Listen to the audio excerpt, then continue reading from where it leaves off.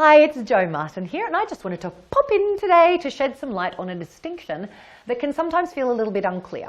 What's the difference between a coach and a consultant? It's a question I get asked quite a bit, and I also want to speak about an elephant in the room that often doesn't get discussed when we're talking about this distinction. But first things first, how is a coach different from a consultant? So I guess the working definition is this. A consultant is an expert who gives you advice. So if you're going to hire a financial consultant, you're going to expect them to give you suggestions about exactly what you should do, your course of action based on their past experiences and their education.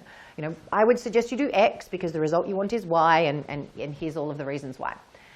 They're going to hopefully be really knowledgeable and trained about their particular area and have the experience to guide you in a sound way into what's going to work for you.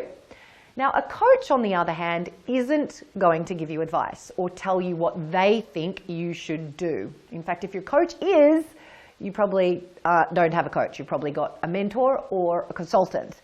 What a good coach does is help you to become the wisest, most confident, unshakable, and focused version of yourself so that you feel empowered to choose the course of action that's right for you. Now, I realize that a lot of the words I've just used, things like empower and confidence and version of you, can sound a little fluffy, frankly. And especially if you haven't worked with a coach, it can also seem strange, perhaps, to pay someone money if they're not going to tell you what to do. Like, what are you paying them for if they're not going to tell you what to do? I'm action-oriented too, right? I'm a high achiever. I get it. I've had those times like, just tell me exactly what I should do, please. But here's what you need to know. A coach isn't someone who tells you what you want to hear. They're actually sometimes going to speak up about things that no one else in your life is going to. Because let's face it, most of the people you know, your family, your friends, your colleagues, either unaware of what's going on beneath the surface when you look like you've got it all together, or they have a relationship with you that they want to protect by not necessarily sharing when they see you repeating certain patterns or creating situations that are hard, right?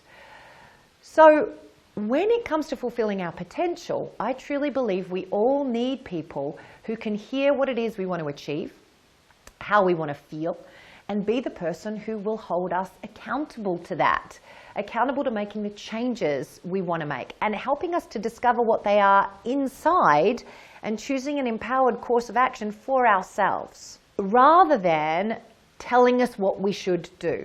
Because frankly, when someone tells you to do something, usually you don't do it. If you've come up with the idea yourself and it feels like it's resourced from what you know, then it's much easier to implement that. Now, a good coach will also have a huge range of tools to be able to do that. It might be something like our own Women's Power Types profiling tool, which allows clients to get a great insight into what their natural strengths and challenges are. It might be an exercise to help you move past imposter syndrome, or to help you prioritize, or to help you to let go of guilt from the past that you've got about certain choices. So I'm not saying that coaches shouldn't have tools.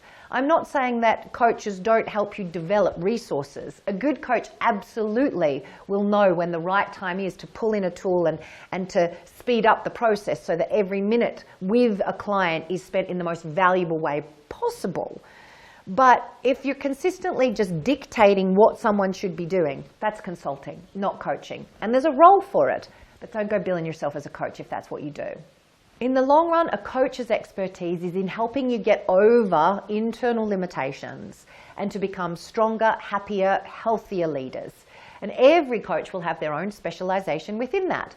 You know, we've got in our mix coaches that focus on health, and coaches that focus on money and leadership and women, just like there are with consultants too. So I hope that clears it up for you. The difference between coaching and consulting, according to me, it's not the truth, just my opinion. I'm interested though, have you worked with a coach before or a consultant? And if you have, what was the biggest outcome that came out of your work together? I'd love to know, so leave your comment in the video below. How was that experience for you as opposed to consulting and just being told what to do? If this has made an impact for you, please do feel free to share the video and like it if you'd like to hear more. Share in the comments box below, and I'm looking forward to getting to know you.